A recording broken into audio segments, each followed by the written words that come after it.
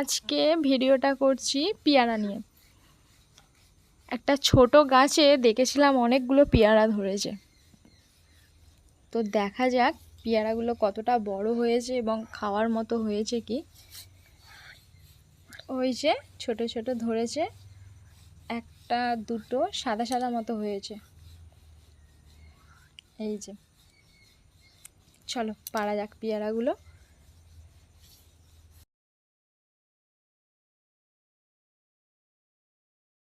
বিকালে পেয়ারা খেতে নুন লঙ্কা দিয়ে কার না ভালো লাগে।